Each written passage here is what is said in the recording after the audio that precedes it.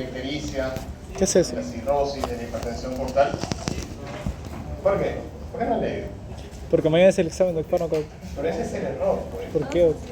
¿Cuál es el error? Eso es como la vida, como el fútbol, como las fiestas. Tú cuando te das una fiesta, pues te alistas, te maquillas, te peinas, pero no va a... Claro, La ¿no? previa. Te preparas. ¿Cómo sabe? ¿Ah?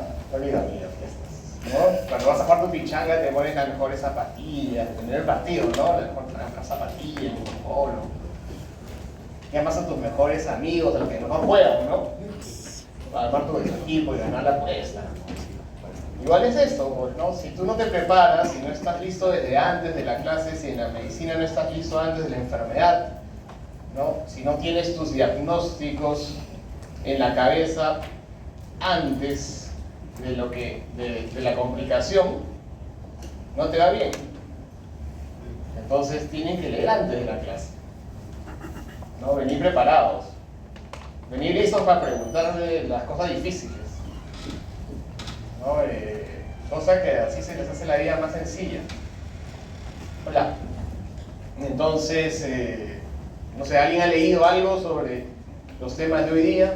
Ictericia, sobre cirrosis. Si tienen alguna pregunta, alguna duda. ¿Nada? Ya está todo listo entonces para hacer la clase rápida. Entonces, bueno. Iremos de frente a las fijas de fármaco. Eso. Pero... Vamos a preguntarles mañana sobre opioides, sobre antibióticos. ¿Cómo? ¿Cómo? No. ¿Seguro? Fijas del final. Estudian para toda la vida, por si acaso. No aplica salitales a la Si no se acuerdan de eso, van a tener problemas.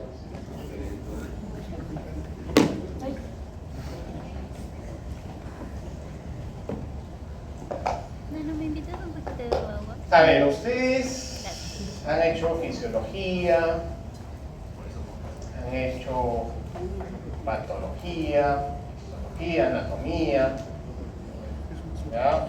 Entonces, todo eso les sirve para poder explicar el origen de las enfermedades y la forma en la que se presentan. Normalmente, todos ustedes van a aprender el próximo año que en medicina usamos algo que habla de la única causalidad o la unidad clínica, ¿no? Todo lo que el paciente cuenta, ¿no? Tratamos de explicarlo por una sola razón, por un solo mecanismo, ¿no? Y eso se convierte en el síntoma, en el síndrome, en el problema que nos guía, que es nuestra luz, que nos lleva hacia nuestros árboles diagnósticos y hasta encontrar la causa de la enfermedad. Uno de esos síndromes famosos es la ictericia, ¿no? Que tiene sus características, que están ahí escritas, la coloración amarillenta de la piel y las mucosas, que tiene su origen en un aumento de la bilirrubina, en la canción de la bilirrubina, en el torrente sanguíneo que se deposita en los tejidos, en las mucosas, ¿no? Tradicionalmente vemos al paciente amarillo, sus conjuntivas amarillas. Cuando hacemos endoscopía vemos el esófago lleno rosado, lo vemos amarillento, ¿no? El hígado está más oscuro. Para que ustedes lo puedan ver, la bilirrubina tiene que ser más de 2. ¿Ya? Hay ictericias que no se ven, pues la ictericia con la bilirrubina normal es menos de 1. Eso van a aprender en laboratorio, cuando van en patología clínica, ¿no? Pero entre 1 y 2 no es visible al ojo humano, entonces la ictericia es algo visible. Menos de eso, a veces pues el ojo experto, así el doctor Rausch, que ha visto un montón de ictéricos, dice, no, este ictérico tiene 1.7 de bilirrubina. Eso ya para satisfacer el ego, ¿no? Pero en realidad eso el ojo humano no lo debería ver.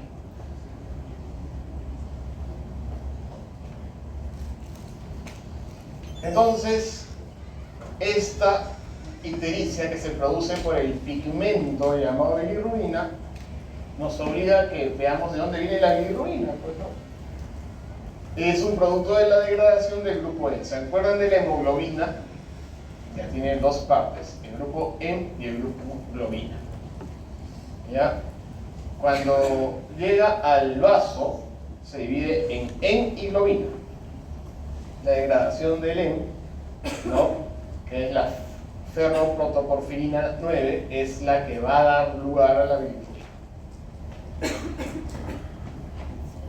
En un día, más o menos producimos 4 miligramos de bilirrubina. Casi toda viene de la degradación del grupo N de los eritrocitos viejitos o los eritroides que han sido destruidos porque no van a funcionar bien, los eritroides destruidos prematuramente. Y el otro 20% viene del metabolismo de las hemoproteínas. ¿Cuáles son las hemoproteínas?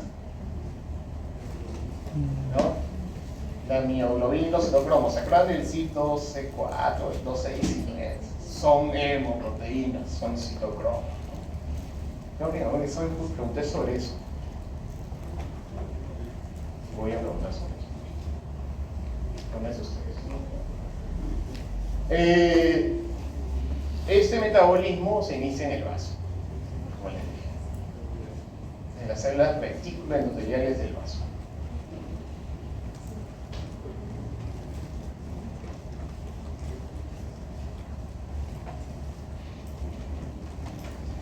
Para que, una vez que el grupo M ha sido convertido en bilirrubina en las células del sistema retículo endotelial del vaso, es soluble en lípidos, no es hidrosoluble. Entonces tiene que viajar hacia el hígado como bilirrubina no hidrosoluble, no conjugada, unida al lumina.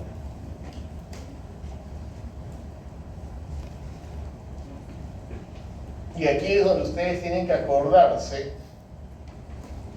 de, y lo vamos a ver más adelante, de la unidad funcional hepática.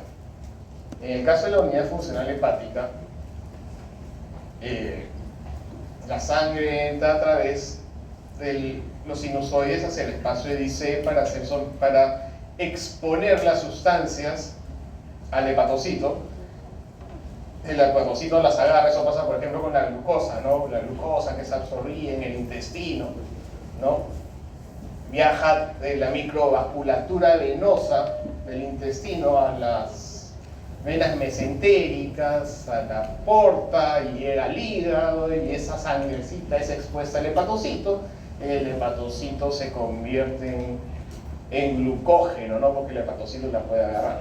Igualito ese viaje a través del sinusoide va a seguir la sangre, la bilirrubina unida a la albúmina y va a llegar al espacio de Dice. Ahí es donde es captada, en ese espacio sinusoidal, en el espacio de Dice, se va a disociar la bilirrubina de la albúmina y va a ser captada por el hepatocito para volverse bilirrubina conjugada y poder ser eliminada. Y se acabó la fisiopatología del metabolismo de la bilirrubina. Vamos a complicarlo un poquito, ¿ya? Esa albúmina, unida a bilirrubina no conjugada porque no es soluble en agua, para que pueda viajar,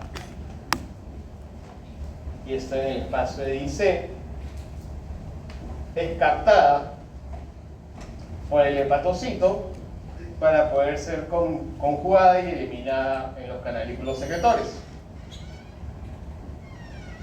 Lo primero que pasa una vez que se difunde la bilirrubina al interior del hepatocito es captada por una enzima llamada glutatión S-transferasa. ¿Qué es lo que hace la glutatión S-transferasa? La agarra para que no se escape. Es como cuando los chicos en una fiesta, ¿no? Llega toda la mancha y dicen, no, que no se vayan aquí, capaz.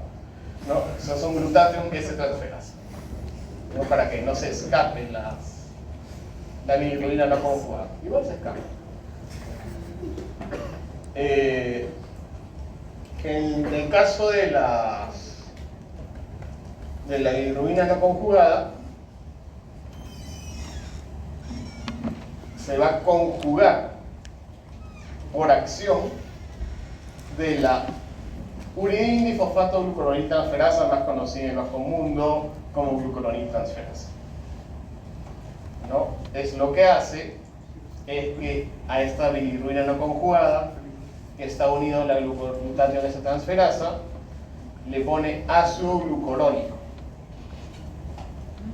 Puede ser 1 o 2, y eso forma ácido monoglucurónido y ácido diglucurónido de bilirrubina. Esa ya no se escapa. Se difunden esas formas a través de la membrana del canalículo biliar para ser excretada con la bilis. Esa es la bilirrubina conjugada. Ese transporte es a través de una proteína que se llama MRP2. Es una proteína que está asociada a la resistencia de múltiples fármacos. ¿Qué significa eso? Que a este nivel podría haber resistencia, pues, se elimina más rápido los fármacos, o sea, que debemos hacer farmacología, que se eliminan por vía biliar. Entonces, si consume ATP, ¿ya? Sí, ya cuesta energía, pero esa MRP2 puede hacer que se eliminen más rápido todos esos fármacos que se eliminan por vía biliar, y al ser eliminado más rápido, pierden su eficacia. Eso lo han leído en las letras chiquitas de Goodman, y seguro no se acuerdan. ¿Ya? Pero está ahí. Esa es la misma enzima, la misma proteína que se encarga de hacer de que la bilirrubina salga hacia el canalículo secretor. O sea, se excretan con la bilis.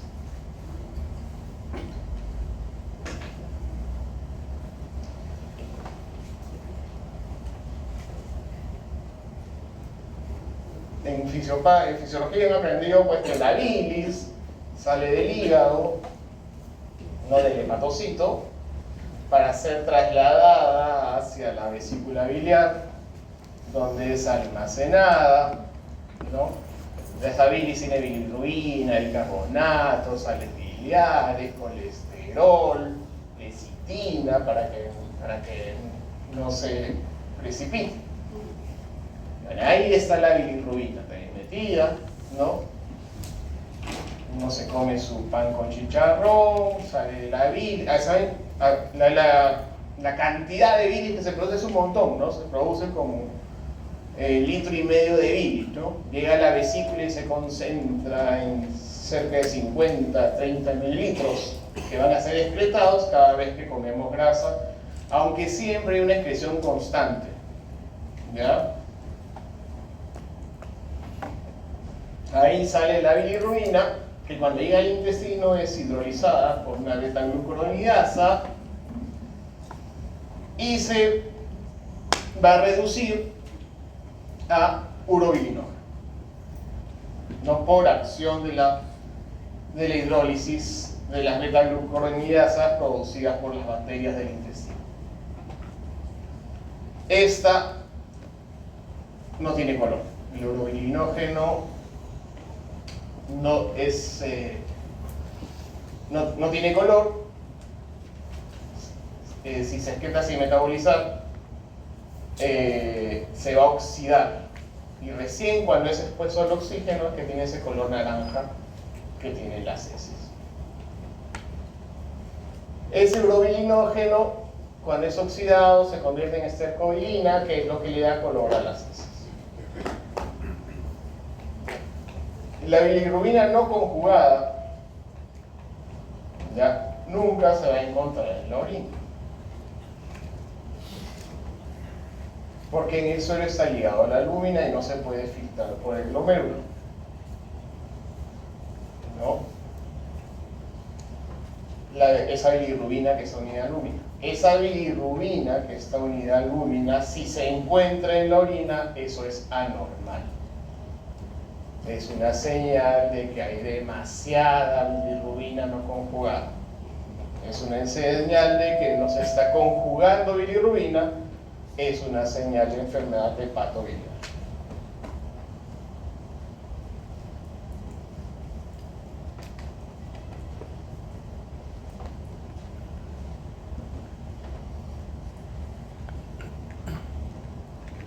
Cuando el urobilinógeno se absorbe hacia la sangre, va a pasar eliminado por el riñón. Se va a oxidar en el riñón y se va a convertir en urobilina, que es lo que le da color amarillo a la orina. Eso nos lleva, una vez que ya conocemos el metabolismo de la bilirrubina y por qué nos ponemos el depósito de la bilirrubina cuando no puede ser eliminada por el hígado, y hay aumento de la bilirrubina indirecta, cuando no puede ser convertida por el hígado en bilirrubina directa y se congestiona, cuando no puede ser expulsada del hígado, o no puede ser expulsada cuando se convierte en bilirrubina directa, podemos identificar las causas de los trastornos del metabolismo de la bilirrubina. Los trastornos del metabolismo de la bilirrubina pueden presentarse con hiperbilirrubinemia no conjugada aislada, o sea, solo hay aumento de la bilirrubina indirecta. ¿No? Eso se produce cuando hay hemólisis, ¿no? Eso se produce cuando hay disminución de la captación hepatocelular de la bilirrubina por fármacos, como pasa con la rifampicina y la ciclosporina. Eso se produce cuando hay disminución de la conjugación, eso se llama síndrome de Gilbert, síndrome de Crigler-Najjar, en ictericia fisiológica de la racimacina.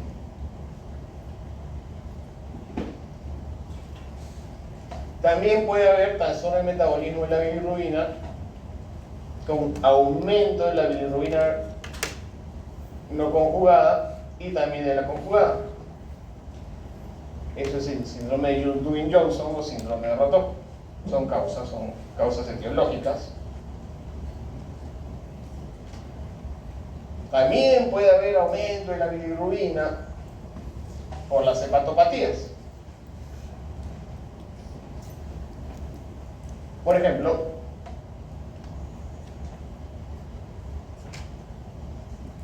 puede ser la incapacidad, la teoría de la incapacidad, pues, o sea, de que se conjugue la bilirrubina. Acá es el hepatocito el que está enfermo. La célula hepática, ahí donde se realiza la glucorenización, también se puede dañar. Esas lesiones pueden ser agudas, subagudas o crónicas. Agudas como la que pasa por infecciones, puede ser también por algunas condiciones tóxicas, también puede ser por infiltración tumoral. Son lesiones hepatocelulares agudas o subagudas. Las lesiones hepatocelulares crónicas pueden ser también producidas por virus, por sustancias tóxicas, por medicamentos, pero son permanentes, son persistentes. También hay trastornos hepáticos con lesión hepatocelular, pero en donde va a predominar el daño colestásico. Son trastornos cuando hay infiltración al costado del hepatocito y que no dejan que el hepatocito funcione, ¿no? Eso sucede en la sarcoidosis, en la granulomatosis. Las lesiones granulomatosas son súper comunes. ¿Ya? En el Perú la vemos en tuberculosis. ¿Ya? Entonces, también la vemos en brucelosis, la vemos en bartonelosis, también las vemos en enfermedades autoinmunes y la vemos en cáncer. Por ahí escuchaba que hablan del perfil hepático. Eso tiene manifestaciones en el perfil hepático, por ejemplo, ¿no? ¿Cómo es una colestasis? Una enfermedad hepática colestásica, ¿no? Que es una enfermedad de donde vas a tener enzimas que te dicen que hay daño colestásico, como la fase alcalina elevada y la gamma-glutamina elevada. Puedes tener daño hepático porque algunos hepatocitos están destruidos, pero los hepatocitos que todavía funcionan permiten eliminar la bilirrubina, entonces la bilirrubina puede ser normal. Pero puedes tener también colestasis prominente con hepatopatía, pero el daño hepático empieza por decisión en los colangiocitos. O sea, el hepatocito se enferma porque primero se daña el colangiocito. Y desde ahí se extiende la inflamación que produce el daño hepático. Eso pasa en las enfermedades autoinmunes de los colangiocitos, como la cirrosis de la primaria. Los fármacos como la eritromicina, el codrimoxazol, las fluorquinolonas pueden producir lesión a este nivel. Y la mezcla de los trastornos colestásicos están pues en las colestasis intrahepáticas recurrentes benignas, fármacos como los corticosteroides, la nutrición parenteral, las infecciones bacterianas, la colestasis del embarazo pueden producir daño colestásico y hepatocelular. Entre los trastornos del metabolismo y la bilirrubina también tenemos la obstrucción. Entonces es la obstrucción de los conductos biliares. La causa más famosa es los cálculos en el conducto biliar que impiden que le salga la bilis. Es un tema netamente obstructivo, se llama coleocolitiasis. Tenemos inflamaciones o infecciones de los conductos biliares, inflamaciones autoinmunes como la colangitis esclerosante primaria, o infecciosas como la que puede producir el VIH, la puede producir el citomegalovirus. Podemos tener compresiones extrínsecas de los conductos biliares por neoplasias que están cerca a los conductos biliares, como pasa con la neoplasia del páncreas. Eso se lo pueden entender más por si ven la anatomía del conducto biliar que está junto al páncreas, al conducto de Wilson, un tumor del páncreas, pues como el conducto biliar. Y tenemos las neoplasias directamente de los conductos biliares como el colangiocarcinoma. También provocan obstrucción. Así que ahora están muy confundidos con las causas de hiperlogría.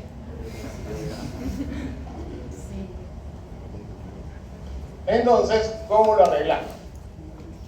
Lo arreglamos dividiéndole en causas de ictericia que están antes del hígado, antes de que la bilirrubina aumente, antes de que la bilirrubina pase por el hepatocito. Todo lo que aumenta la bilirrubina antes de que pase por el hepatocito se llama hiperbilirrubinemia prehepática. Cuando la bilirrubina aumenta porque el hepatocito está enfermo, se llama hiperbilirrubinemia hepática. Y cuando la bilirrubina aumenta después de que el hepatocito ya la transforma en bilirrubina directa, se llama hiperbilirrubinemia poshepática. Entonces, la clasificación de las hiperbilirrubinemias es en prehepáticas, hepáticas y poshepáticas. Como toda enfermedad del hígado, se van a clasificar de esa forma. Hay otras clasificaciones de enfermedades hepáticas que también son pre, post y intrahepáticas. Pero las etiquetas, ¿no? Dentro de las prehepáticas tienen que acordarse de la hemólisis. Es una típica prehepática pura.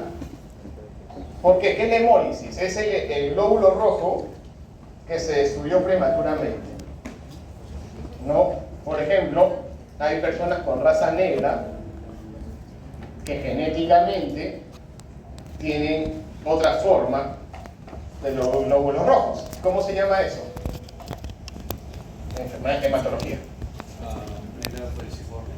Claro, pero ese glóbulo rojo se llama drepanocito. ¿No? Son depranocitosis. Una de las depranocitosis es la anemia falciforme, o células falsas, ¿no?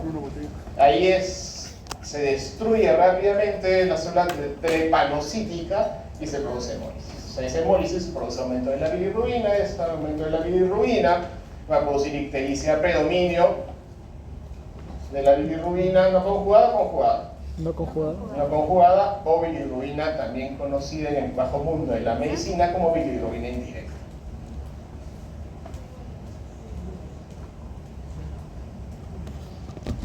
La hemólisis también puede ser desencadenada por depósitos de metales, la enfermedad de Wilson, que es la enfermedad de cobre, por fármacos, por infecciones, ¿ya? Paludismo, la malaria produce hemólisis. Hay algunas hemólisis que son secundarias a problemas de herencia. Esos tienen que ver con los desvanocitos y con la forma de las células, con la esferocitosis o la deficiencia de piruvano. Ahora, ¿qué pasa con ese exceso de bilirrubina? Va a formar cálculos de pigmentos biliares, ¿no? Que se van a precipitar por el bilirrubinato de calcio, que son de las características clínicas de las personas que hemolizan. Van a tener cálculos en la vesícula por depósito de pigmentos biliares, que son distintos a los cálculos de colesterol.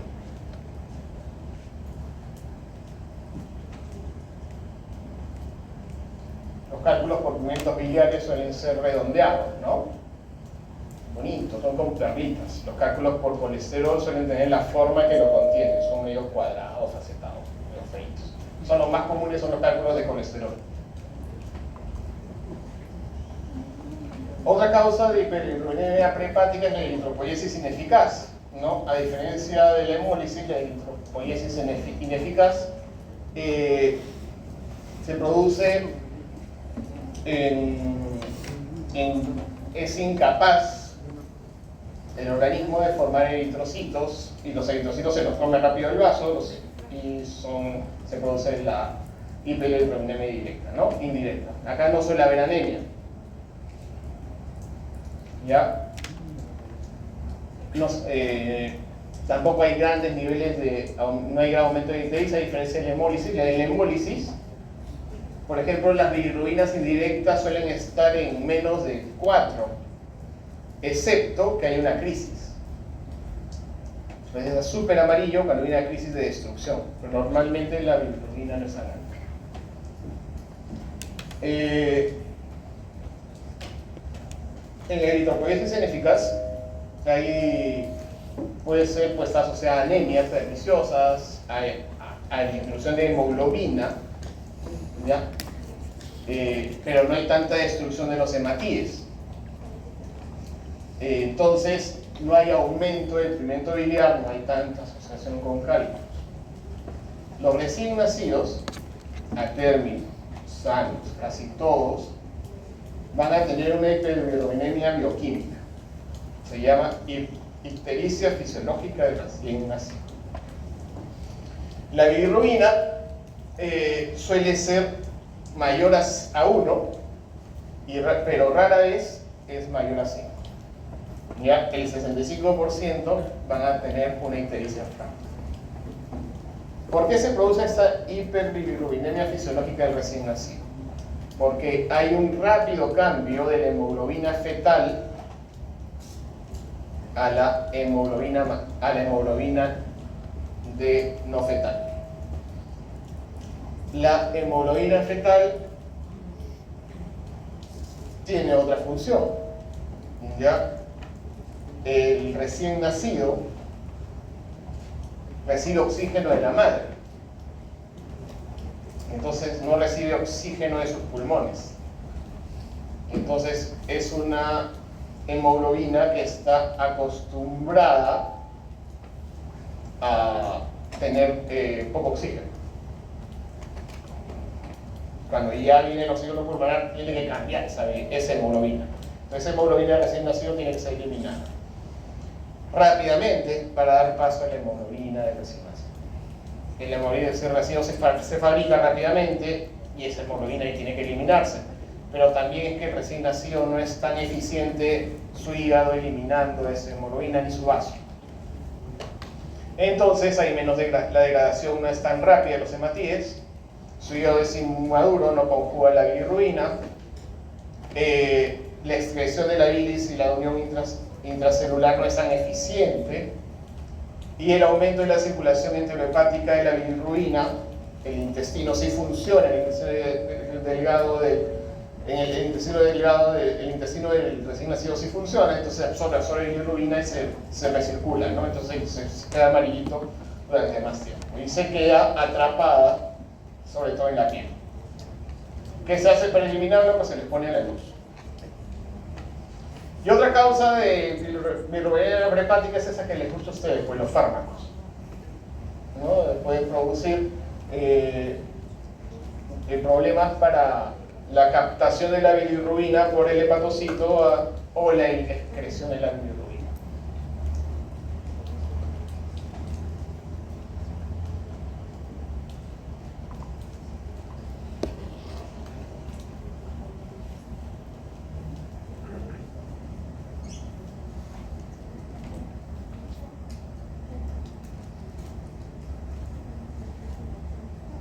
También tenemos como causa de hiperbilirubinemia prehepática los trastornos hereditarios, ¿no? Ahí tienen el síndrome de Crigel-Najjar tipo 1, es una ictericia no hemolítica congénita, hay una deficiencia de glucuroniltransferasa.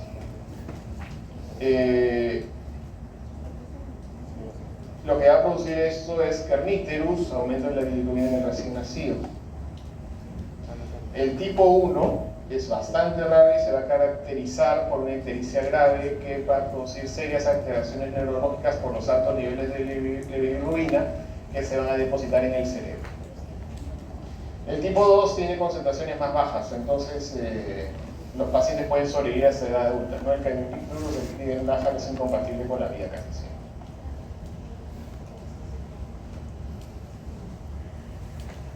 Luego tenemos las hiperbilirubinemias hepáticas. Eso ya es cuando el daño hepatocelular, el daño del hepatocito, convierte al hígado incapaz de excretar la bilirrubina.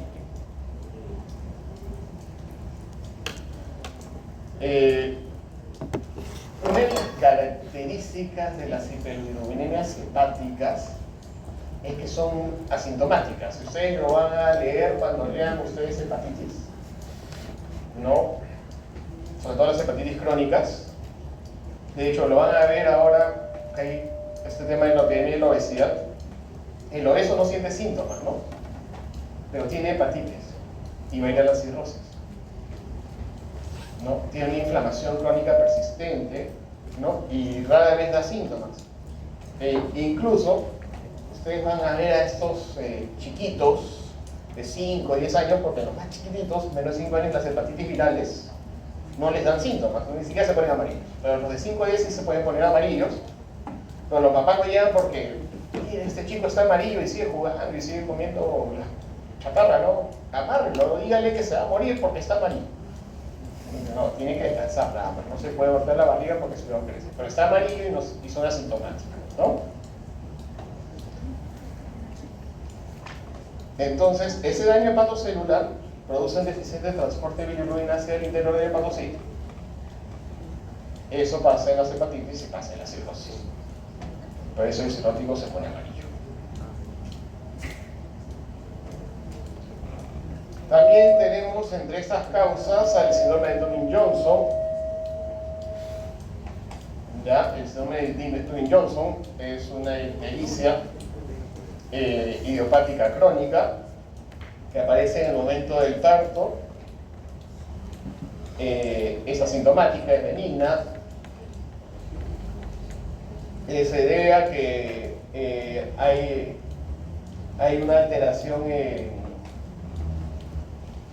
en el hepatocito, en la gluconización dentro del hepatocito, hay aumento de las hidrolasas lisosómicas que van a producir que haya depósitos de pigmentos en el hígado, y cuando se ve el hígado en una cirugía, se ve el hígado azul.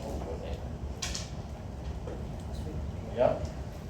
También está el síndrome de Rotor, que es otra ictericia familiar no hemolítica. La hiperbilirubinemia es a predominio directo, hay generalmente menos de 10 miligramos por decilitro.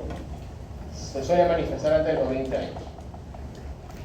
Cuando uno hace el estudio histológico, los cambios a nivel microscópico son inespecíficos, ¿no? Y lo que se encuentran son múltiples de pigmentos fagolisosómicos, cambios en el tamaño de la mitocondria, algunas alteraciones en el canalículo biliar y peroxisomas patológicos, los puntitos negritos que no salió bien. ¿Ya? Esta es benigna.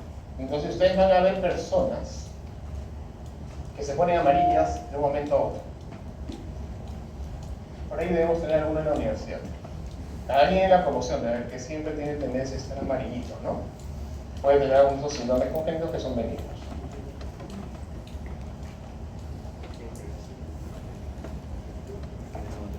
De ahí tenemos a la posehepática, pues la fisiopatología de las posehepáticas es la obstrucción colestásica que impide el flujo biliar. El éxtasis en conducto biliar se debe por cálculos tumores, ¿no? La causa más esto va con aumento de la bilirrubina directa. Al estar retenido el flujo de la bilirrubina que ya se conjugó, el paciente se pone amarillo, ¿ya? Pero como la bilis no llega al intestino porque está retenida en la vía biliar, no se va a transformar en urobilinógeno, en estercobilinógeno ni en urobilina. Entonces el paciente no va a tener color en las heces ni en la orina, no va a tener color en las heces. Eso se llama acoria. ¿Ya? Suele ir acompañado de aumento marcado en la concentración de fosfato alcaíno. Las concentraciones de los ácidos biliares son altas y esos ácidos biliares se van a depositar en la piel. Esos ácidos biliares van a originar picazón. Listo, eso es otro de los síntomas de las colestasis posthepáticas, ¿no? Ahora, lo que normalmente van a ver ustedes en los pacientes es que las hepáticas se pueden suspender a las poshepáticas. Tú puedes tener un problema de excreción de bilirrubina poshepático, pero que va a afectar los hepatocitos y va a tener también patrón hepatocelular, ¿no? Y son esas alteraciones mixtas las que a veces confunden, ¿no? Cuando ustedes vean cómo se diferencian a los pacientes, suele ser este punto clave, ¿no? Las formas alcalinas. Suele ser mucho más alta que el daño hepático, que las transaminasas que reflejan daño hepatocelular.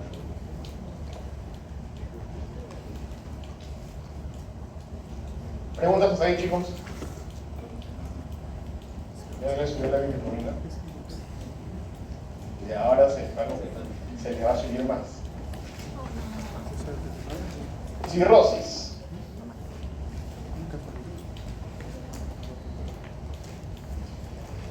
Para entender la cirrosis hay que acordarnos de las funciones del hígado. Tiene funciones metabólicas, catabólicas, secretoras y almacenamiento. Las funciones metabólicas son anabólicas, fabricación de albúmina, producción de factores de coagulación, fabricación de factores de complemento que tienen que ver con la actividad inflamatoria, la glucogénesis. Catabólicas, degradan los estrógenos, se produce la glucogenólisis en el hígado. Dentro de las funciones secretoras hay secreción endocrina de eritropoyetina, que es una hormona que sirve para la producción de glóbulos rojos, trombopoyetina, que sirve para la producción de plaquetas, exocrina, producción de bilis y bilirrubina, ya lo vimos, y se almacenan las vitaminas A, B, D, K y metales como el hierro, el cobre y el plomo. ¿Por qué es importante acordar de todas esas funciones? Porque cuando estas funciones sean afectadas, de aquí vienen los síntomas de las enfermedades hepáticas.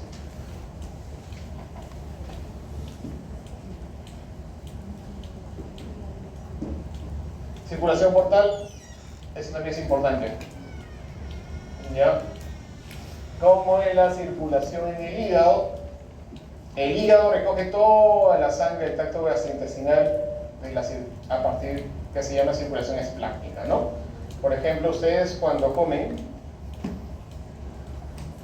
se llama chifa y absorben los carbohidratos, se produce vasodilatación de la microvasculatura venosa, y ahí se absorbe pues el azúcar, la sal, todo lo que comieron, ¿no? Todo eso va a ir a la circulación de la mesentérica, que cuando se une a la esplénica va a formar la vena porta, y la vena porta va a ir al hígado. En el hígado, ahí se va a difundir la sangre, se va a pasear por todos los hepatocitos, así como se pasea en el Jockey Plaza, y de ahí se va a ir a través de las suprahepáticas hacia el corazón. Acuérdense de eso, ¿ah? Porque algo parecido pasa a nivel microscópico.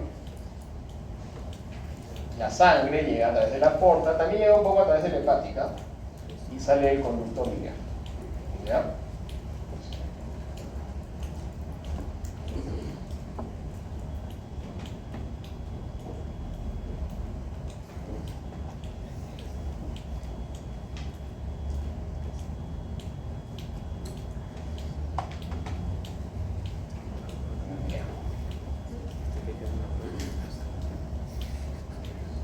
Entonces, esta sangre se va a difundir a través del sinusoide hepático. En el sinusoide hepático, ustedes van a ver acá unas células, estas se llaman las células endoteliales del sinusoide. Y aquí está el hepatocito. ¿Ya? Tienen que reconocer acá un espacio, que es el espacio perisinusoidal, que es a donde la sangre tiene que difundirse para poder ser expuesta al hepatocito. O sea, tiene que atravesar estas células endoteliales, ¿no? Y ahí es donde se realiza la selección. Hay cosas que no van a pasar y van a ser eliminadas. Y hay cosas que sí van a pasar para ser sometidas a la acción de los hepatocitos. ¿Ya? Pero, como esas células endoteliales son medias zanahorias y dejan pasar a veces gente maleada, como trago, sustancias tóxicas, virus, bacterias, tiene sus bachimanes, ¿no?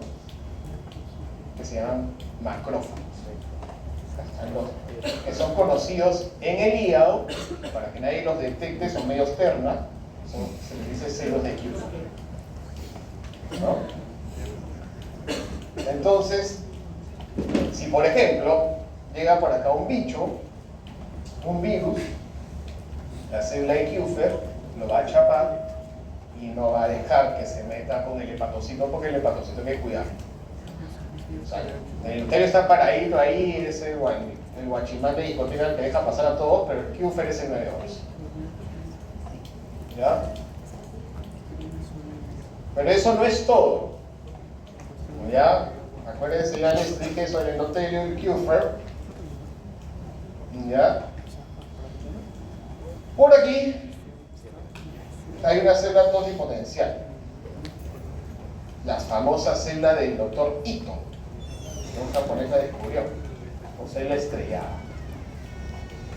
Esa célula estrellada, si falta barman en la discoteca, se convierte en barman. Si falta seguridad, se convierte en seguridad. Si falta cocinero, se convierte en cocinero. Si falta grupo que cante, canta. Si falta comensales, se convierte en comensales. Se puede convertir en hepatocito, célula de Kupffer, en célula epitelial, para ayudar a que las sustancias dañinas no dañen el hepatocito. Este endotelio sí permite la salida de la bilis a través del canal de Henle o colangiocito, que va a formar los conductos biliares, ¿no? Y sí permite la salida de las cosas buenas. Eso es en sencillo. Siempre la vida se complica. Así se ha visto lógicamente, ¿no? Ven acá la vena centrolobulbar. ¿Ya? Por aquí entra la sangre, la tríada portal, viene la arteria, se difunde a través de los hepatocitos y sale por la centrolobulbar. Este gráfico lo pongo para que se acuerden la unidad funcional del hepatocito, que está formada por la tríada portal, el espacio sinusoidal y la vena centrolobulbar con sus hepatocitos. Esta unidad funcional la podemos ver acá: tríada portal, vena centrolobulbar, y todo esto es la unidad funcional del hepatocito.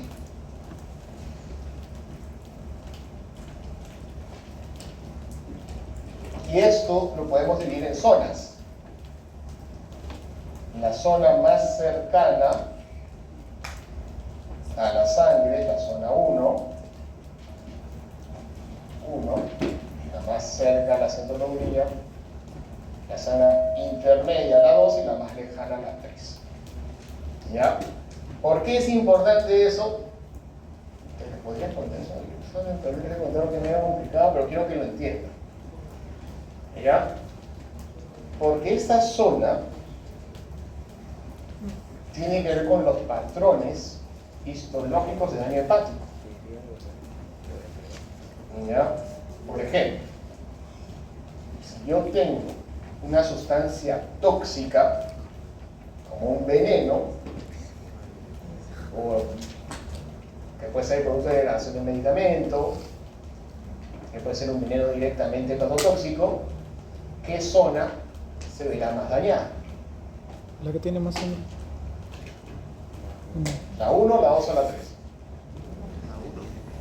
La 1, porque ahí llega el veneno primero. Llega por la sangre llega primero ahí, la zona 1. ¿Ok? Si yo tengo un problema hipóxico, ¿cuál es la zona que se va a dañar primero? La 3. La 3, porque el oxígeno que llega en la sangre portal llega primero en la 1, y donde va a hacer sentir primero el daño hipóxico es la más lejana del oxígeno, que es la 3. ¿Ya? Y si yo tengo un daño que se produce por una reacción del hígado, porque el hígado decidió destruir para defenderse, el daño empieza en la zona 2. ¿No? Entonces, cuando ustedes lean los libros de Harrison, cuando vean patología clínica y esas cosas, le va a decir: en la hepatitis B se encuentra un daño inflamatorio a nivel de la zona 2 y de la zona 1. La cirrosis hepática empieza con un daño histológico típico que empieza en la zona 3. Siempre inflamación, siempre destrucción. Otra cosa importante, que tampoco les voy a contar en el examen, pero que es bueno que lo sepan, porque usted esta semana estaba viendo que va a ser una guía terapéutica en el futuro, tiene que ver con los telómeros. ¿Ya? Los telómeros, el envejecimiento de los telómeros es lo que marca el envejecimiento celular. Se encuentran en el borde de los cromosomas, son como las llavecitas. Los hepatocitos, sus telómeros, demoran en envejecer. Eso hace de que sean muy resistentes y de que en su replicación sean bastante eficientes. Entonces, no solo tienen guachimanes, no solo tienen a esa célula escondida y que se transforma en todo lo que necesitan, no solo tienen el endotelio para protegerse de los hepatocitos, sino también tienen una capacidad genética a través de los telómeros de ser muy estables frente al daño y de repararse con bastante eficiencia. O sea, el hepatocito es lo máximo. Entonces, cuando hay un paciente, yo había leído, por ejemplo, si hay una persona, un varón, con un daño hepático, se le puede pasar, creo que la mitad del hígado escapado, pero la mitad del hígado de una sola persona tiene que regenerar. Son los trombocitos, son las células de hígado que cambian los tiempos. A ver, ese tema de los telómeros tiene que ver con eso.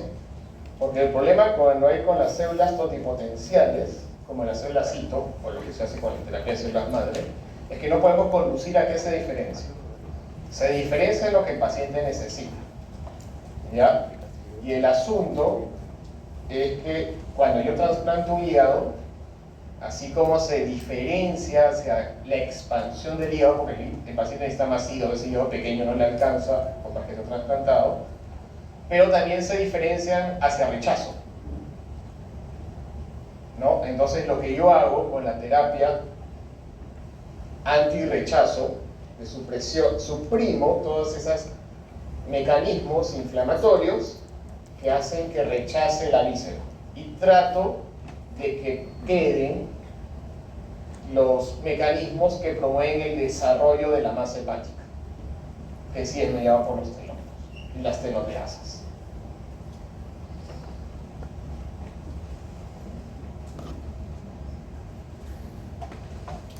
A pesar de todo eso, hay cosas que pueden dañar el hígado.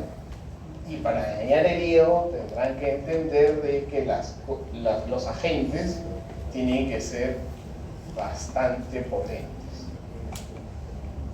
Ahí tienen el virus de la hepatitis B, que es un virus fascinante, que cuando hay infectología lo van a analizar, pero por una inflamación crónica en el hígado que puede llevarnos a tener cáncer. Pasa con el virus C, que es mucho más agresivo, afortunadamente contra el virus C hay tratamiento. Pasa con los desórdenes inmunológicos, porque esos desórdenes inmunológicos, a todos esos mecanismos de defensa que tienen al macrófago, lo van a convertir en un enemigo, le van a dejar su billete alterna para que dañe al hígado. Entonces, eso hace las enfermedades autoinmunitarias. El alcohol, el consumo crónico de alcohol, todo el mundo le dice, ahora es cirrótico porque te das todos los fines de semana tomando. Mentira, ¿no? Porque para que se dañe el hígado tiene que pasar por lo menos 20 años de consumo de alcohol de más o menos más de 40 gramos al día. Sin embargo, en los estudiantes universitarios se ha descrito pues, la cirrosis de fin de semana. Aunque se van a chupar todos los fines de semana, ¿ya? Pero en ese caso ya no son 40 gramos, sino son más de 200 gramos de alcohol los fines de semana durante 5 años seguidos, es suficiente para generar cirrosis. Para las chicas es la mitad.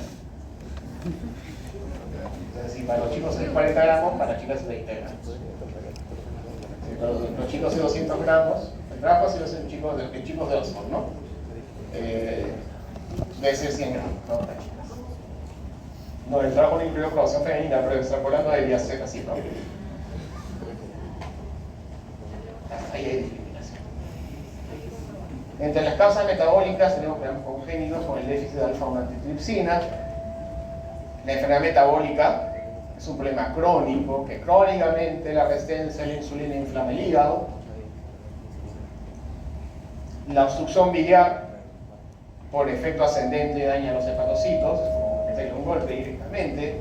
Enfermedades vasculares, genéticas, medicamentos.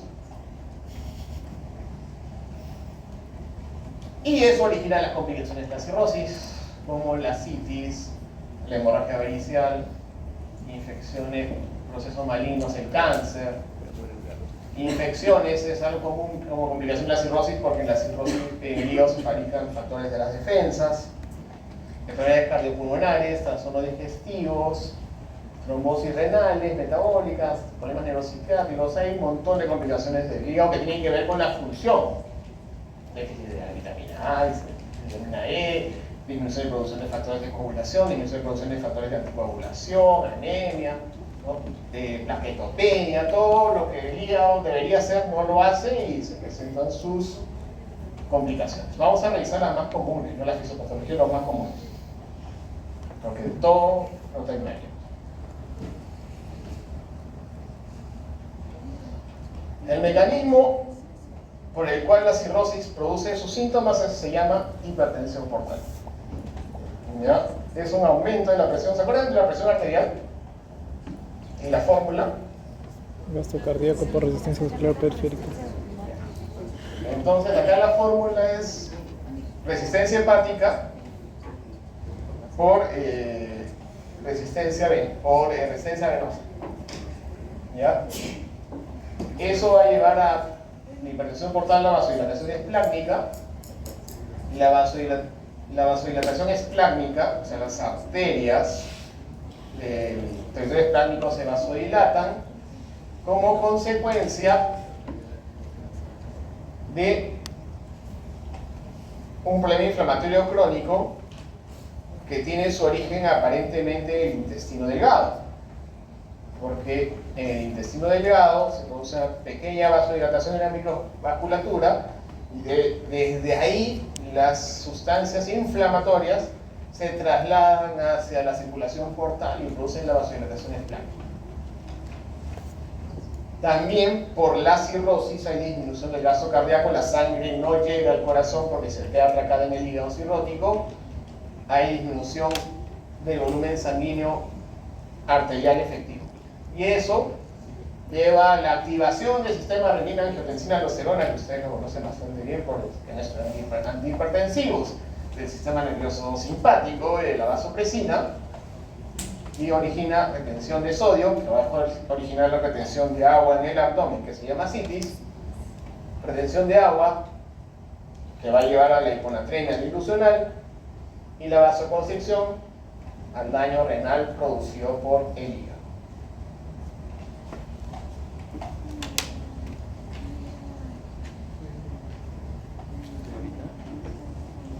Y esto se presenta como varices en el esófago.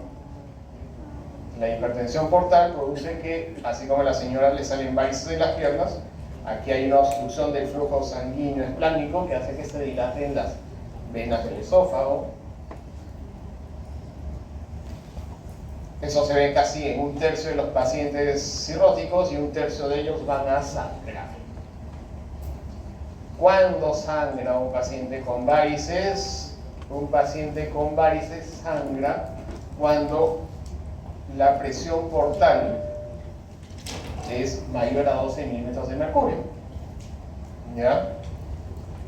¿Cómo se calcula eso? Con la fórmula, la resistencia hepática versus menos la presión en la porta.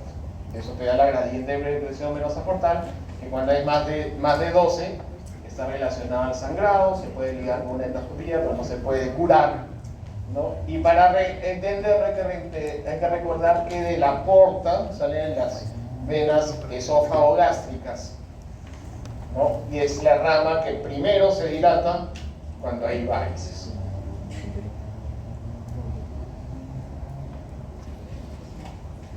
La citis, aparte de cumplir todos los mecanismos que hay en la cirrosis, es la acumulación anormal de líquido dentro de la cavidad abdominal. Es la complicación más frecuente de la cirrosis, por eso la he puesto aquí. ¿Ya? Lo que sucede es que esa vasodilatación arterial esplácnica, producto de la disminución del gasto cardíaco y de la inflamación persistente por la vasodilatación a nivel de la microvasculatura intestinal, lleva a la producción de compensatoria, ¿ya? Para corregir, ¿no?, esa alteración, esa falta de sangre en el territorio arterial, la producción de glucagón, óxido nítrico y prostaglandinas, que son sustancias vasodilatadores, pero que producen, pues, en respuesta a la vasoconstricción, y eso produce la vasodilatación esplácnica. Aún así, persiste la disminución del volumen sanguíneo efectivo en las arterias. Al haber mayor retención de sangre en el territorio venoso y disminución de la presión arterial, se estimula el sistema renina-angiotensina-aldosterona, el simpático y la hormona diurética, y eso origina vasoconstricción arterial del glomérulo renal, aumenta la retención tubular de agua y sodio y expansión del volumen intravascular. Otros factores que cada día se toman menos en cuenta, pero se consideraban antiguamente, eran la hipoalbuminemia, el exudado linfático. La insensibilidad renal del péptido bacteriano natriurético es interesante, ya porque los ácidos del péptido natriurético es un criterio diagnóstico de falla cardíaca, ¿ya? Y tiene una función, ¿no? Retener sodio. El paciente cirrótico produce péptido natriurético, pero no responde a él, entonces casualmente para tratar de eliminar el sodio. Y la disminución de la síntesis renal de las prostaglandinas vasodilatadoras como el AG2. Esta es una barriga con ascitis, está en sus libros. Otra complicación de la cirrosis es el síndrome hepatorenal. El síndrome hepatorenal es la falla del riñón por culpa de la cirrosis. Vasodilatación esplácnica, vasoconstricción arterial. Se presenta el síndrome hepatorenal como oliguria, disminución de eliminación de sodio en la orina, y uno de los criterios es que no exista otra causa de daño renal. Cada día se supera más ese criterio. Se considera que el hepatorenal está directamente relacionado a la severidad de la cirrosis. Una característica es que el riñón está normal. Yo lo puedo trasplantar a una persona con insuficiencia renal y ese riñón va a funcionar. Y se debe a un desequilibrio entre factores vasodilatadores y vasoconstrictores, lo que sucede en las circulaciones esplácnicas, pero sucede en el riñón. Tienen que ver la inflamación producto de las bacterias del intestino, la vasodilatación esplácnica y periférica. La disminución del volumen circular eficaz va a llevar a disminución de la presión arterial y aumento del gasto cardíaco. Ya, es una de las razones por qué los pacientes con cirrosis hipertensos regulan la presión arterial. De ahí esto es común, la actividad del sistema renina-angiotensina-aldosterona, el sistema nervioso simpático y el aumento de la antidiurética, retención de sodio, agua, ascitis. Y ahí viene la mayor vasoconstricción renal y la reducción del filtrado glomerular. La exposición a un agente como un IECA, un ARA2 o un AINE aumenta la vasoconstricción renal y la reducción del filtrado glomerular. ¿Sí o no? Entonces, disminuye la perfusión renal más hepatorrenal. Por eso son medicamentos que no se pueden dar con un cirrótico. Igual pasa con los diuréticos, con la hemorragia digestiva, la extracción del TOE líquido acítico en gran volumen o las infecciones. Van a tener más actividad del sistema renina-angiotensina-aldosterona, más actividad del sistema nervioso simpático, aumento de la antidiurética, mayor retención de agua y sodio, más ascitis, mayor vasoconstricción, menor perfusión renal, mayor hepatorrenal. ¿No? Son desencadenantes del daño renal en el cirrótico, y nosotros, bueno, le decimos injuria renal aguda, probablemente en el futuro va a cambiar de nombre, se llama insuficiencia renal aguda del cirrótico, pero es lo que pasa pues cuando usamos esas sustancias o se presentan esas condiciones que descompensan la cirrosis y pueden llevar a que se instale un síndrome hepatorenal.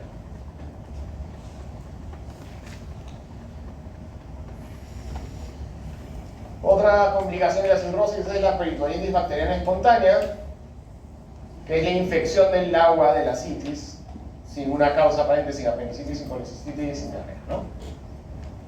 Hay problemas en la permeabilidad intestinal, déficit de la actividad del sistema reticuloendoterial que debería controlar las infecciones, trastornos en la inmunidad, tanto en el plasma, en el líquido acítico, alteraciones en la inmunidad celular en la actividad de los neutrófilos, son trastornos inmunitarios, y bueno, y los factores iatrogénicos como el mal uso de los medicamentos, no controlar apropiado de la citis, los malos hábitos de higiene del paciente.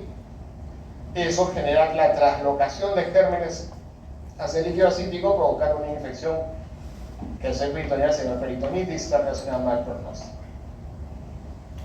Otra complicación es la encefalopatía hepática. El hígado es incapaz de metabolizar sustancias tóxicas que van a difundirse al cerebro y van a producir trastorno del sensorio. ¿Qué elementos hay que tener en cuenta para reconocer la encefalopatía, para explicar la encefalopatía hepática? La hipertensión portal, la vasodilatación vascular a nivel del intestino, los chans portosistémicos.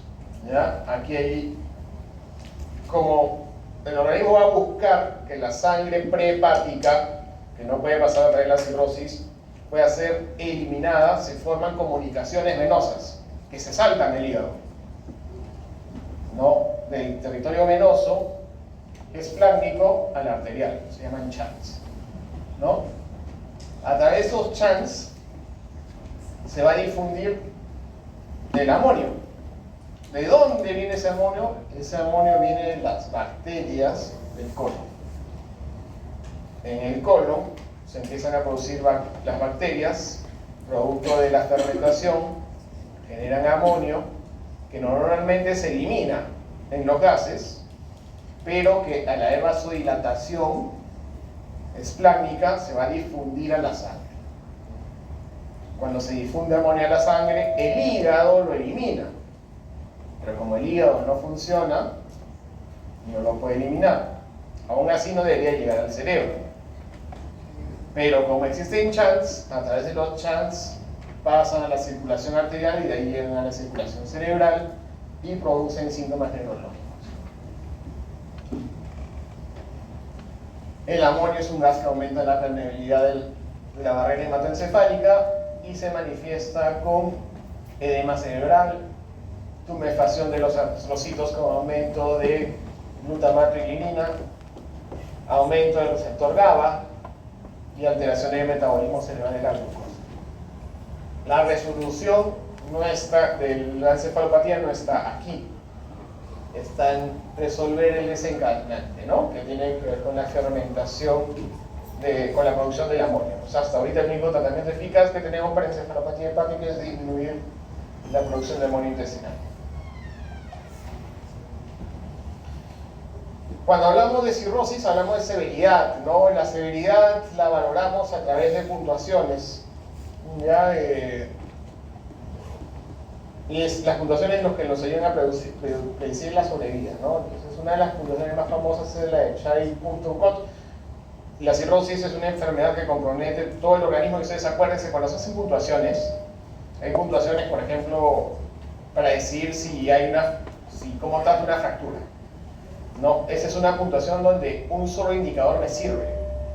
Pero cuando las enfermedades son sistémicas y son complejas, mis valoraciones tienen que incluir varios ítems. De hecho, las puntuaciones en cuidados intensivos incluyen el corazón, digestivo, riñón, hematológico, farmacológico, antecedentes, ¿no?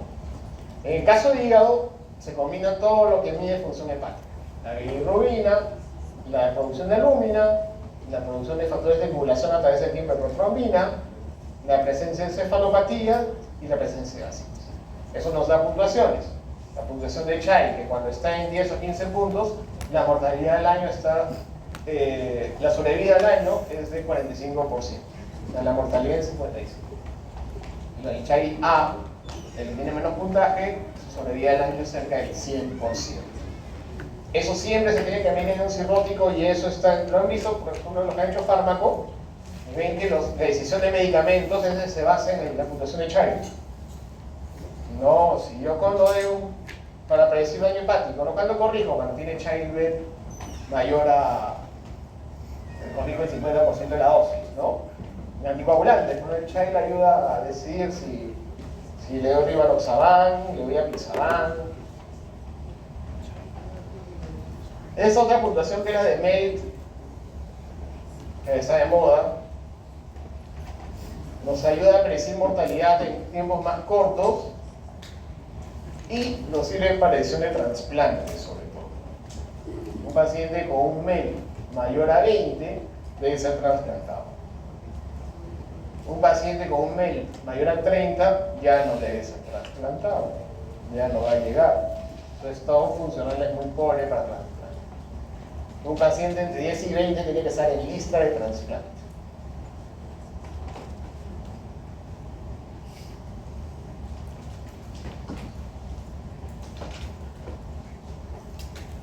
Ahora, la cirrosis es una enfermedad crónica, irreversible, final, cuyo único tratamiento efectivo es el trasplante.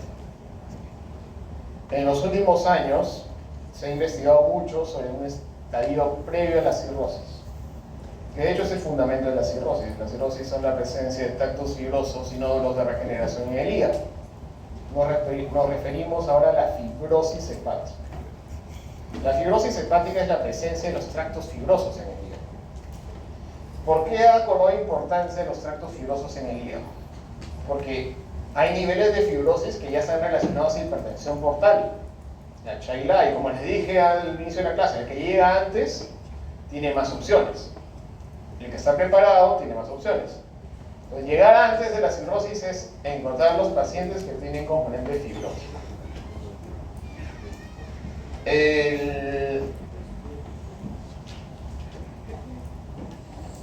La fibrosis, hoy en día, en determinados estadios, se considera reversible.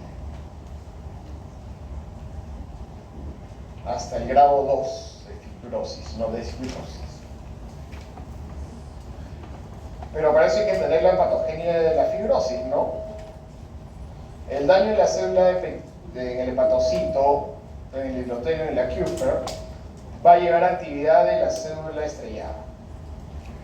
Esta activación ya puede generar muerte del hepatocito, destrucción del hepatocito, reparación del hepatocito y recuperación por cirrosis. Y ahí está la respuesta a lo que usted me pregunta, doctor. Yo vengo tomando todos los fines de semana desde que entré a la universidad, ¿no? Todavía no estoy mal, porque tus hepatocitos se reparan, porque tu célula de estrella tiene esa gran capacidad de resolver la fibrosis.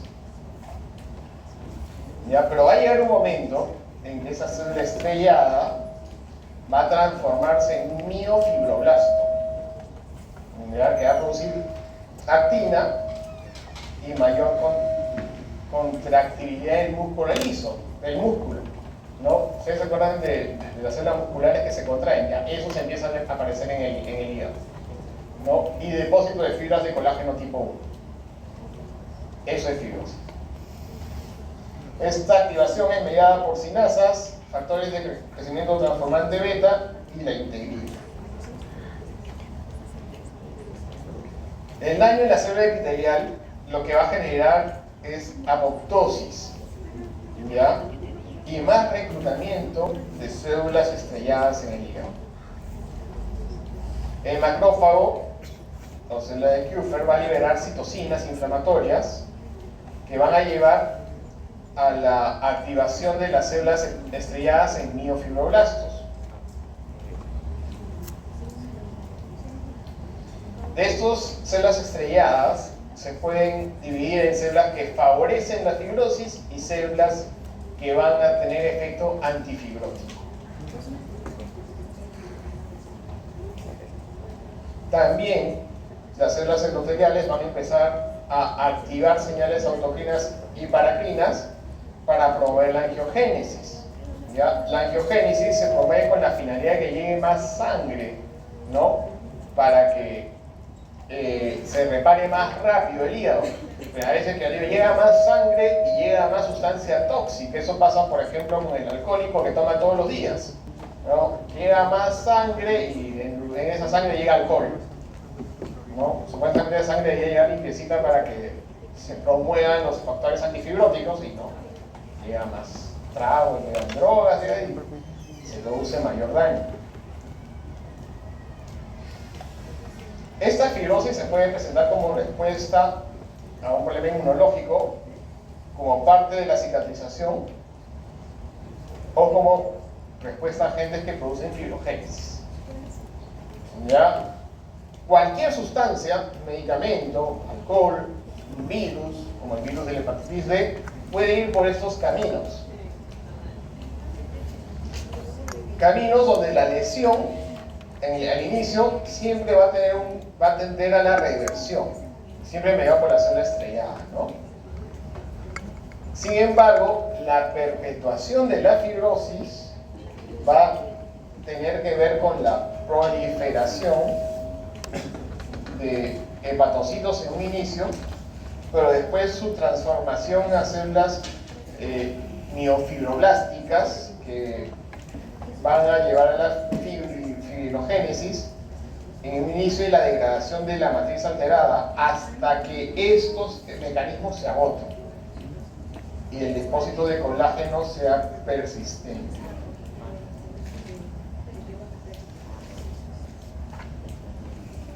Por eso es que la primera etapa de la fibrosis se caracteriza por el depósito de tejido de colágeno entrecruzado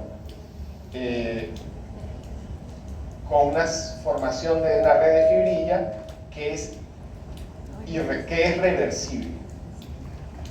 Cuando ese entrecruzamiento ya es debajo del endotelio, hay proliferación de zonas mioepiteliales y se deforma la estructura hepática, ya no se puede regresar atrás.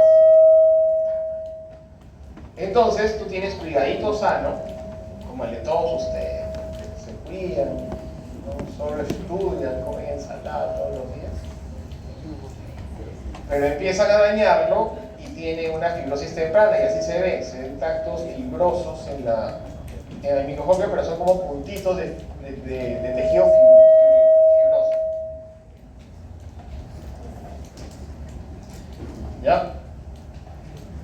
Entonces, si eso continúa, esos tactos fibrosos se terminan por juntarse, así como lo malo se junta con lo malo, terminan juntándose, y ese es el punto de no retorno, porque de ahí se forman la fibrosis avanzada entre sinusoide y sinusoide, y de ahí va a llegar la cirrosis hepática. Entonces,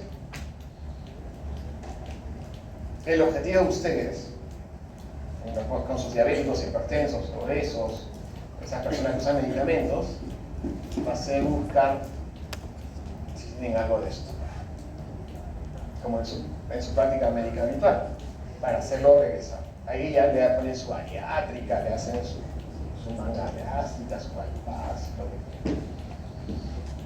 Existen formas, hasta ahora eso solo se veía en biopsia. Ahora existen métodos no invasivos para verlo, seguro que eso más adelante ya van a enseñar. Lo que se busca, por ejemplo, con una prueba como el FIG4, es encontrar a aquellos pacientes que tienen bajo riesgo de fibrosis, para decirles que sigan manteniendo sus estilos saludables, pacientes que tienen alta probabilidad de cirrosis para que se lo manden al doctor Rauch para que los pueda poner en lista de trasplante, y estos pacientes que quedan en duda para que me los manden para hacerles su biopsia hepática, ¿no? Esa es la finalidad de la fibrosis, conseguir metación.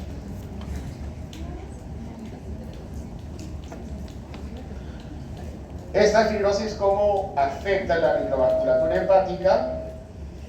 Para que lo entiendan, el tacto fibroso, que es esta mancha azul de acá, impide que la sangre se difunda hacia el hepatocito.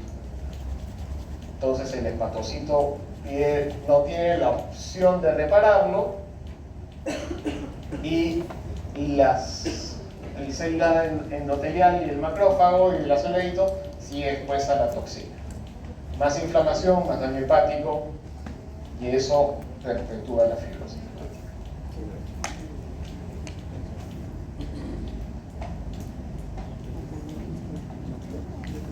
Esa es la fórmula de la presión portal para que no se olviden.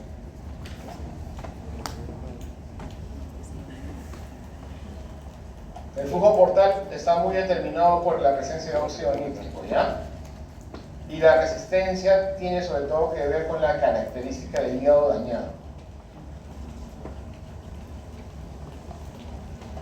En el mecanismo de la hipertensión portal hay un desequilibrio entre vasodilatadores y vasoconstrictores. Predominan los vasoconstrictores, lo habíamos mencionado, como la angiotensina, la leucotrienos, noradrenalina, serotonina y tromboxanos.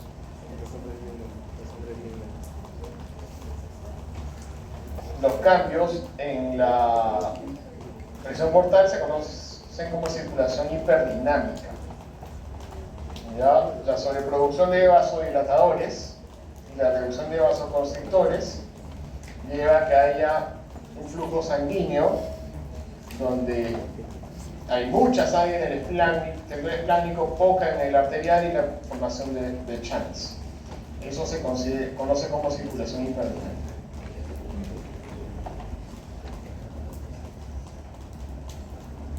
Este es un resumen de las manifestaciones de enfermedad hepática para que vayan listos a estudiar el capítulo de digestión próximo. Para terminar, ya ahora que es tarde y están apurados para ir a leer sus clases de farmacología digestiva, tenemos a la insuficiencia hepática. La diferencia entre la insuficiencia hepática y la cirrosis es que la insuficiencia es un fallo hepático fulminante. De un momento a otro el hígado falla. El síntoma más revelador es la presencia de encefalopatía hepática en un paciente pues, que tiene historia de haber estado expuesto a algo que daña el hígado. La causa más común es la ingesta masiva de alcohol o la ingesta de medicamentos. Existen tres tipos. La hiperaguda ya tiene que ver con el tiempo de aparición de la ictericia en encefalopatía en relación a la exposición de la sustancia tóxica. Yo tomé un paracetamol hoy día y a los 7 días me aparece la ictericia, puede ser pues, una insuficiencia hepática, ¿no? Mientras menos tiempo entre la exposición a la sustancia tóxica y la aparición de síntomas, mejor pronóstico. Por ejemplo, la subaguda, que han pasado 24 semanas de la exposición a la sustancia tóxica, hay mayor riesgo de ir a la falla hepática fulminante y a la muerte, ¿no?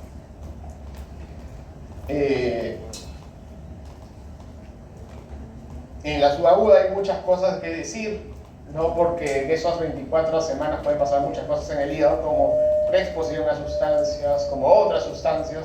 Entonces es muy difícil decir, oye, ¿sabes qué? Esta es solo la causa que desencadenó la falla hepática aguda. Desde el 2010 se habla de la insuficiencia hepática aguda sobrecrónica, que es sobre un hígado dañado, donde ya perdió hepatocitos, donde hay hepatocitos que no funcionan, donde ya es un cirrótico HIV-A o HIV, se le agrega otro daño hepático y eso tiene una disfunción y un mecanismo particular del cual no vamos a hablar hoy día porque si no se nos hace muy tarde. En la insuficiencia hepática aguda lo que es una necrosis masiva de hepatocitos. Puede ser sin necrosis hepatocelular cuando sucede en el hígado graso agudo en el embarazo, ¿no? Hay necrosis y apoptosis. La necrosis es mediada por depresión de ATP, producto de la sustancia tóxica, y va a seguir seguida de edema y destrucción del hepatocito. Y la apoptosis es desencadenada por mecanismos extrínsecos que van a llevar a la activación de las caspasas y la degradación del material genético y la contracción celular. Esa degradación de material genético se va a transmitir a otras células y las células se van a empezar a destruir. La encefalopatía que se produce en la insuficiencia hepática es relacionada a la producción de neurotoxinas como el amonio, a la formación inmediata de channels y a la pérdida de la integridad de la barrera hematoencefálica, y la coagulopatía es por la brusca reducción de los factores de coagulación. También hay mayor consumo de factores de coagulación y también disminución de la actividad trombopoyetina. Por eso empiezan 7 días después, ¿no? Se acuerdan que los factores de coagulación duran 4 o 5 días, ¿no? Los síntomas empiezan más o menos 7 días después. Causas, hay un montón, sin embargo la más importante probablemente sean los medicamentos, ¿no? En la cabeza está el paracetamol, es el medicamento tipo en el caso de las insuficiencias hepáticas. En el Perú son importantes los antituberculosos, ¿no? Pero los antituberculosos no están relacionados a DILI, ¿no? Deberíamos sacar DILI también, algún tipo. DILI es la injuria hepática inducida por medicamentos, ¿no? Es muy interesante, ¿no?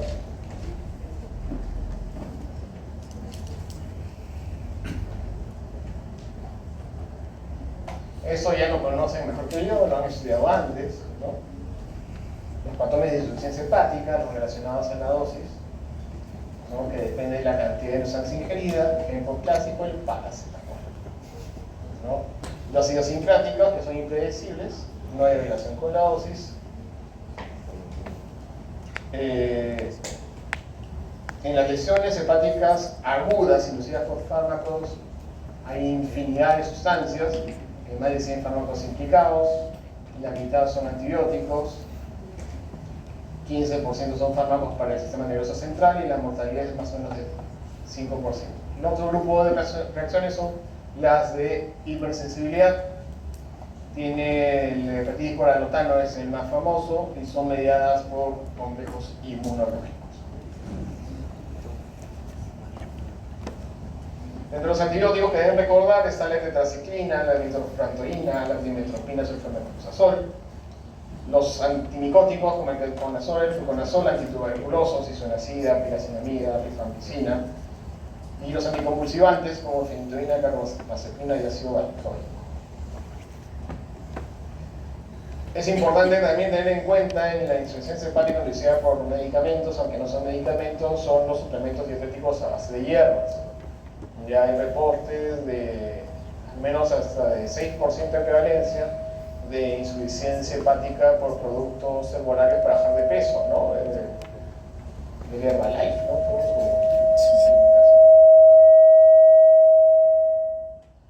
esta paginita que Donald Trump nos ha pedido quitar y bueno, ya nos quitó, ¿ya? Pero todavía funciona el libro, es LiverTox, ¿no? En LiverTox ustedes encuentran todos los medicamentos habidos y por haber, y van a encontrar ahí la probabilidad de que les produzca daño hepático.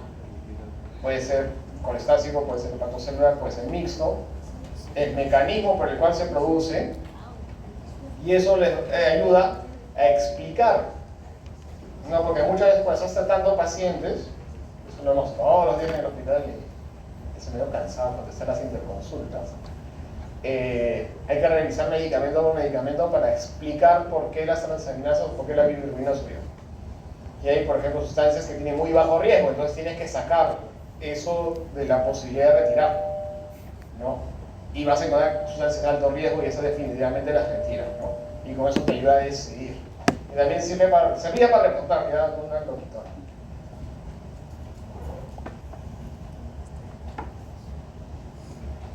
Para que recuerden el patronismo del paracetamol, ¿no? ¿Se acuerdan cómo se metaboliza el paracetamol? ¿No? El acetaminofén no es eliminado en el hígado, es glucuronizado y se elimina por orina.